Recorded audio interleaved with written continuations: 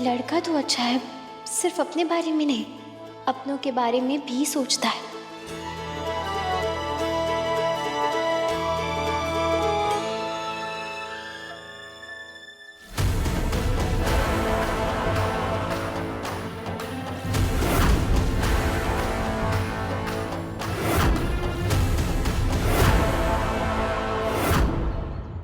भाभी साहब।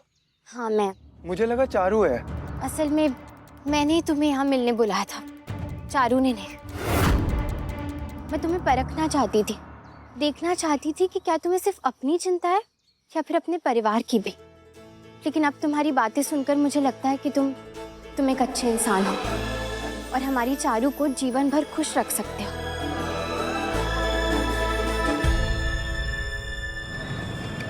आज मंदिर जाकर हमारे मन को इतनी शांति मिली और ऊपर से आज तू हमारे साथ था।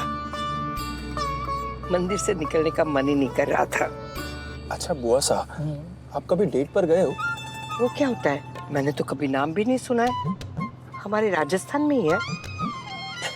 बुआ साहब, डेट का मतलब जब कोई लड़का और लड़की एक दूसरे से प्यार करते हैं तो एक प्यारी सी जगह पे जाते हैं, साथ में वक्त बिताते हैं, खूब सारी बातें करते हैं, उसको डेट कहते हैं। अरे उसे अपने खानदान का नाक कटवाना कहते हैं। मन ने तो अब बिल्कुल पसंद ना है। ब्याह से पहले छोरा छोरी एक दूसरे को मिले, खा खा खी करे, बेशर्मी करे। ऐसे छोरा छोरी परिवार को समाज के सामने मुंह दिखाने लायक नहीं रखते। अब तुम्हें इस तरह छुपन छुपाई खेलने की जरूरत नहीं है। मैं मौका देखकर घर पर बात कर लूंगी और उसके बाद तुम अपने मासा और बाबा साहब को हमारे घर पर रिश्ता लेकर भेज देना।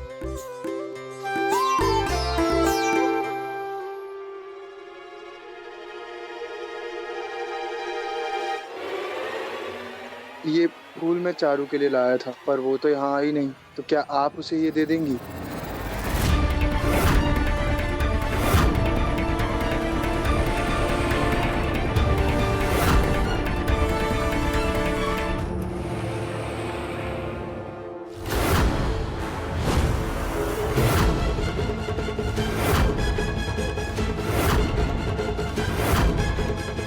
कुंदन रोक, गाड़ी रोक। क्या हुआ बुआ साहब?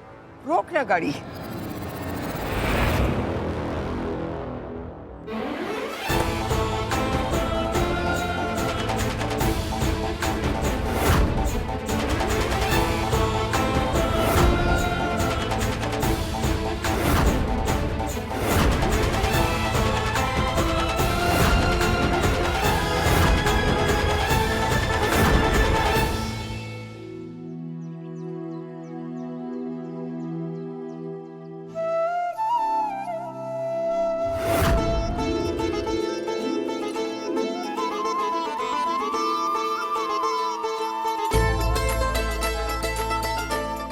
मैं घर पर बात करने के बाद तुम्हें फोन करूंगी, लेकिन तब तक अपनी पढ़ाई पर ध्यान दो, ठीक है?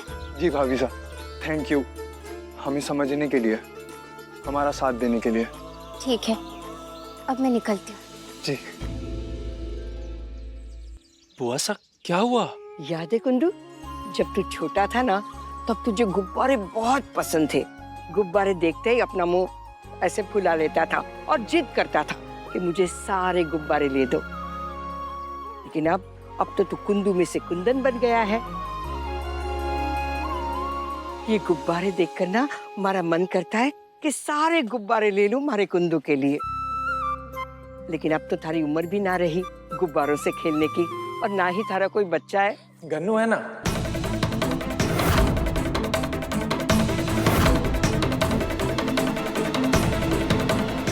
हमारा मतलब गन्नू हमारे बच्चे से कम थोड़ी ना है बुआ साहब।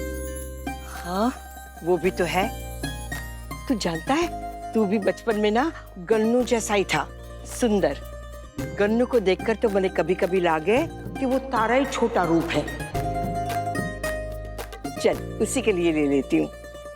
सुनो, ये लाल वाला, वो पीला वाला, वो गुलाबी वाला दे दो, और ये बड़ा वाला गुड्डा भी दे दो। हम तो बस इंतजार कर रहे हैं कि एक बार आपकी रिपोर्ट ठीक आ जाए और हम आपको ये सच बता पाए कि गन्नू हमारा ही बेटा है।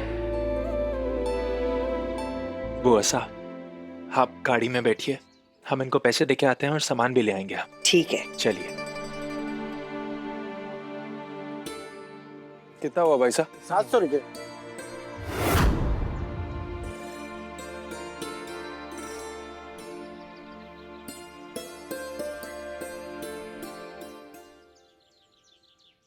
ये राघव सच में चारू से बहुत प्यार करता है और लड़का भी संस्कारी है। इससे पहले कि बुआ सा कहीं और रिश्ते देखे, मैं कुंवर सा से बात कर लेती हूँ।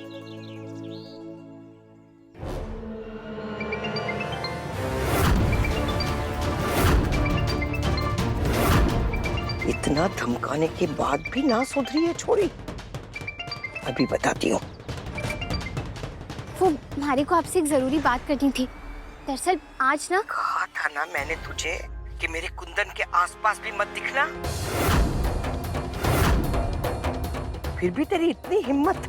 हे माताजी महाराज, फोन तो बुआ सा ने उठाया, अब क्या करूं? अब फोन कर ही लिया है तो बता भी दे कि क्या जरूरी काम है। मैं भी तो जरा सुनूं।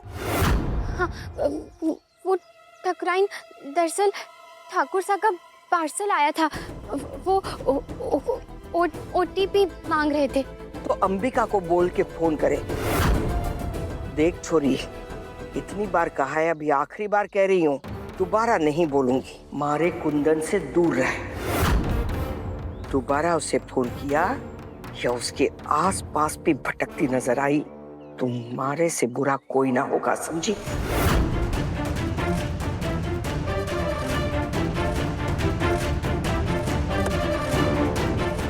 बुआ साहब, किसका फोन था? अरे किसी ने गलती से लगा दिया था। अच्छा, पास ही पंचायत ऑफिस है, हमें कुछ जरूरी कागज पर साइन करना है, हम बस अभी आते हैं।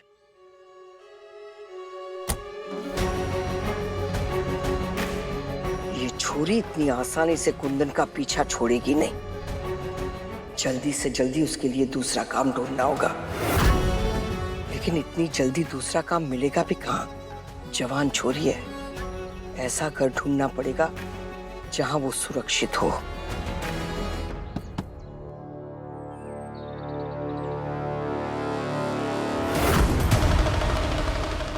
अरे काली, तू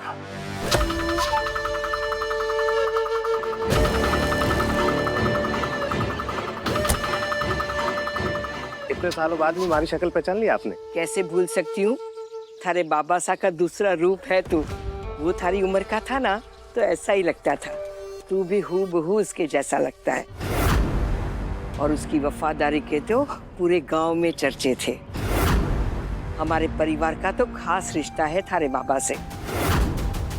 पहले तो उसका आना जाना हवेली में लगा रहता था। लगता है इसको मारे और कुंदन के दुश्मन के बारे में पता ना है। तेरा बाबा सा कैसे है? उनसे भी तो मिलना है। किसी दिन हवेली भेज देना। कैसे भेजू बुआ साहब?